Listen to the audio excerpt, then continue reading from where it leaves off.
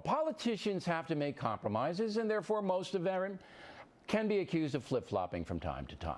But President Obama has capitulated on major points, some of which are core value situations. Item. On August 1st, 2007, Mr. Obama said this. As president, I will close Guantanamo, reject the Military Commissions Act, and adhere to the Geneva Conventions. But yesterday, the president folded, and terrorists at Gitmo will now be tried in front of military tribunals. Item. Tax cuts. As I said before, I would roll back the Bush tax cuts for those making over $250,000. But that did not happen. President compromised, and the Bush tax policy remains in play. Item. Again in 2007, Mr. Obama said this to the Boston Globe. Quote, the president does not have power under the Constitution to unilaterally authorize a military attack in a situation that does not involve stopping an actual or imminent threat to the nation, unquote. But in Libya, the president took action without congressional approval, ordering American warplanes to bomb that country. So you can see that President Obama has changed his mind on some very important issues. The question, will that hurt him in 2012?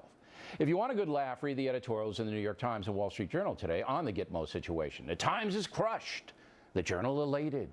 But you have to wonder how Mr. Obama's left-wing supporters are evaluating his walkbacks. I mean, you almost feel sorry for those people at the New York Times. They are lamenting, wailing, their guy is not doing the liberal thing.